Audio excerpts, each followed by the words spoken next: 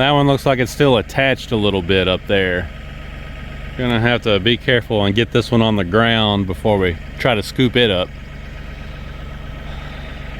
Gosh, these are walnut trees and they really took a beating in this last windstorm.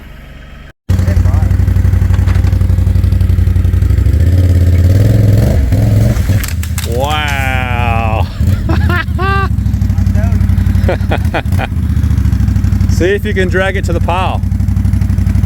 That way I don't have to bother with the tractor. Yeah, I'll tell you what, the pallet fork attachment for the tractor has really been paying for itself this year. We've had the most wind and the most storm damage in 1 year than I can ever remember. It's just been crazy here in Kentucky. Lots of high wind events. And I've been using the pallet forks more than the bucket. Of course, we've been using the bucket too, as you can see, but the pallet forks are really great for picking up the larger branches. And gosh, we've already had a couple of bonfires. We got another one we got to do next week. I've been out here in the barn tinkering around, trying to clean up some stuff, and I remembered that I've got this set of Yokohama tires stacked up out here. Now, I bought these tires, I think it was almost 3 years ago, and they were brand new on the market at the time, and so I thought it would be really cool to get a set and, you know, try them out, see how they do on and off road. So these tires actually were on my 2020 EcoDiesel Ram. I ran them for quite a while, and then I gave them to my father. He put them on a 1-ton GMC Duramax diesel, and gosh, he put a lot of miles on them. So I think in total these tires have over 30,000 miles on them now. And he took them off his truck and went back to a Michelin, more of a highway terrain type tire, because he didn't really like the road noise that these were making. So he went back to just a regular tire. And I figured, you know, we'll just put them in the barn and I'll probably use them again one day. They're too expensive to just throw away or get rid of. And they've got a lot of life left in them, so why would you throw them away? You know, and the funny thing about it is this set of tires, this is a 33 1250. This set of tires is like $1,800 or $1,900 now. The prices have just gotten insane on them because they ended up getting pretty popular. I got a great deal on these when I bought them because they were the new tire on the market. And lots of times, you know, tire manufacturers will do that when they introduce a new tire. They'll price it really low and competitive to try and get it out there in the market. And then as the popularity rises, the prices go up on them. So that's exactly what happened on these Yokohamas.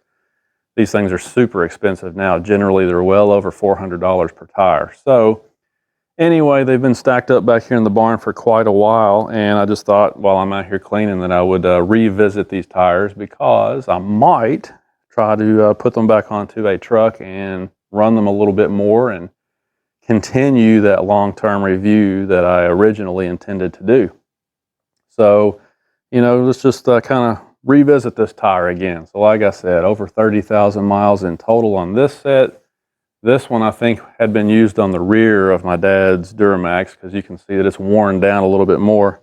I'll get the camera in a minute and show you some of these other ones, but there's a couple of other tires here that are not worn down as bad as this one. But I've got the gauge on this one and it's showing 14 30 seconds of tread out here and about 12 30 seconds of tread right down the center. So that's why I think that he was probably running pressures that were a little too high. Usually when you get more wear in the center than you do on the outsides, it usually means that your pressure's a little bit too high. But they're wearing nice and even. I mean, I can look across the face of the tread and they're wearing very evenly, so it shouldn't be a problem. If I put these back onto say a half-ton truck, I'll just drop the pressures down and make them run smooth across the face of the tread, and they should start to even back up as far as tread depth goes in pretty short order. So anyway, these do make some road noise. I didn't mind it. I think it kind of bugged him a little bit. When I had these on my EcoDiesel, I never had any trouble with traction at all. I thought the traction was really good on them. Rain, snow, you know the deal, you know, bad weather of any kind. These seem to handle it great. I don't remember having any issues with it slipping and sliding. But then again, those half-ton diesel trucks are a little bit little bit more evenly distributed with their weight from the front to the rear axle. You start getting into the 25 and 3500 series trucks, and now they've got a whole lot of weight on that front axle and not as much weight on the rear axle. And so the thing about that is it tends to make them, and they've got gobs of torque, right? So it tends to make them spin out a little bit more easily if you're not careful. So if you're driving in foul weather, you can spin your tires out a little easier on one of those bigger diesel trucks. He said that he had some issues with the traction on these, and especially in the wintertime. There was a day when he slid off the road up here actually, and felt like that the tires just didn't do a very good job biting in the snow that day. He came around a curve and there was an idiot parked right in the middle of the road, just parked there.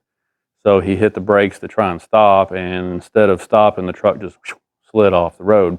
In the snow, it happens, I guess, but you would like to think that a good set of all-terrain tires would at least try to bite. And so that was one of his complaints about these tires. Granted, that was kind of a special circumstance. That's not something that you hope ever happens, and it certainly doesn't happen very often. In general, I think these tires do a pretty good job in the foul weather. Now, I really don't remember because it's been a few years. I'm looking here to see if they've got the 3 Peak Mountain Snowflake rating on them, but I don't think that they do. Let me check the other sidewall over here. I don't see it. I didn't think that they did. So these are actually not 3 Peak Mountain Snowflake rated. So if you live in an area of the country where you need that stamp on the sidewall of the tire, this does not have that on there. It does have 2 distinct sidewalls, so I'll get the camera and show you that. It looks like the cats have been getting down in here because there's cat fur all over the tires. So I guess they're hanging out down inside there. I need to clean that up a little bit, but like I said, they've got a couple of different sidewalls. And hey, let's bring the camera over here and show you a close-up.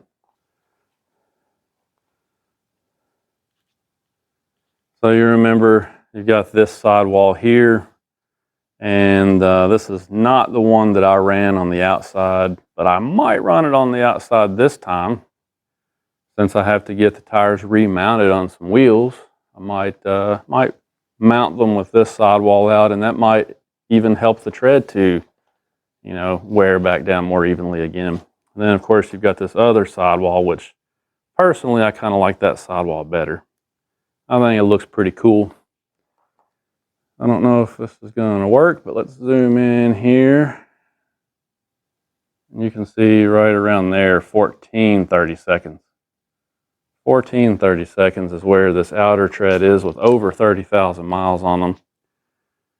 Wearing nice and evenly, still plenty of siping. But if we go down here and look at some of these other tires, there's even more tread. So I think like this one and maybe this bottom one down here were on the front of his truck, because they have even deeper tread on those 2. And then maybe that one and this one were on the rear. The rears seem to wear down a little faster, because obviously they're the ones that are pushing and pulling the truck all the time, and especially if you're hauling and towing with them. Now you can see a stone here in this tread block. That's one of the things that I didn't like about these. They do tend to pick up stones. Those Falcon Wild Peak RTs don't do that, but this Yokohama does. So if you live in an area where you got a lot of gravel, you don't want to keep that in mind. But I mean, they've got these mud ejector bars here, and you've even got some over here, which you don't see on a lot of tires. Lots of siping, like I said, so there's some good technology built into this tire. There's a wear bar. You can still see we got quite a ways to go. So I mean, they're pretty nice tires. They look good. They're very rugged. Never had any flats or punctures or issues. You can see here on the sidewall where it was worn down when he slid off the road, like I was telling you earlier. He tried and tried and tried in 4-wheel drive to get it to come back up out of there on its own. And so these tires were being spun in rocks and bedrock and asphalt and everything else on a heavy diesel truck. Spun them and spun them and spun them, trying to get out of that hole. Never had any failures of the tire, but it did kind of chew up the rubber a little bit on the outer tread block there. Doesn't compromise the integrity of the tire though. This one doesn't seem to have that issue. But yeah, I mean, they're nice tires. good, rugged, all-terrain tires. And the thing about these is that they're 33 inches tall. And the reason why I'm interested in that, I think, is because you guys know I'm running the 35-inch tires on my Ram right now, have been for quite a while. But like you also know, I've got the 321 axle ratio in that truck. And that's the one thing about that truck that I hate, is the 321 axle ratio. So I knew going into it that when I put those 35-inch tires on there, it was going to compound the problem, because now your effective gear ratio drops even more, right? Even numerically lower, if you want to look at it that way. So I can't remember the math. I did the math on it one day. It would be the equivalent of having like a 280 axle ratio with stock tires, something like that. So it has put the truck at a disadvantage when I tow my box trailer. And maybe that's one of the reasons why I'm getting 6.5 or 7 miles per gallon. So I'm kind of toying with the idea of running these on the Ram for a little while and see if I can perceive any difference. You know, a 33-inch tire obviously is quite a bit shorter, and so it's going to bring that effective gear ratio back up closer to 321. You know, that truck came with 32-inch tires on it, so these are still a little bit taller than the stock tires, but not much. Close enough that I think it would almost feel stock in terms of RPM in each gear and effective gear ratio. So anyway, I'm thinking, you know, maybe I'll run these on the Ram for a little while and see if that helps. When I'm pulling this trailer, can I get better mileage? Will it pull a little harder and not suffer as much? You know, just the overall performance of the truck might improve, should improve, if I go back to a shorter tire. And it might just be kind of interesting to do some testing with that and just see what kind of a difference is there in the real world between a 33-inch tire and a 35-inch tire. Both of them are heavy-duty tires. They're both equal in weight, about 64, 65 pounds each. For both tires. So really the only difference, you know, they're both aggressive tread patterns. Really the only difference is going to be the height. So how does a 33 stack up to a 35? We all know that the taller you go, the less performance you're going to get out of it. But what is that difference? How many miles per gallon are we talking? How much better will it perform with a trailer behind it on 33-inch tires? That might be kind of interesting. And I'd like to just run these a little bit longer and just see what kind of tread life we can get out of them.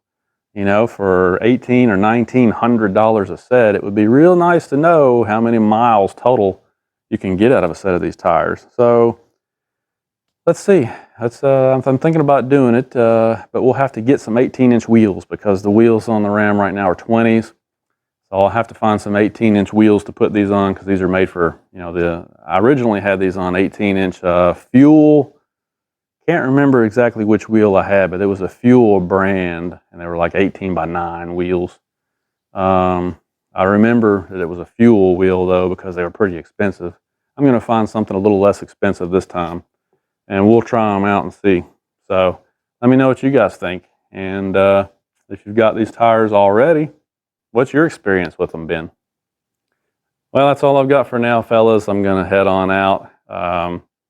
Going to town actually to play some disc golf with my buddies. It's something I've really taken up. It's good for exercise and, you know, kind of fun too. When you're walking around in the woods, you get miles of walking in, but you don't really notice it because you're having fun playing disc golf. So something I've kind of taken up lately, and I really enjoy it. And me and some of my buddies, you know, we like to meet up and play a little golf. So I'm going to go meet up with them and do that. But appreciate you guys watching, and stay tuned. We'll see how these Yokohama Geolandar XAT tires continue to perform. Talk to you later.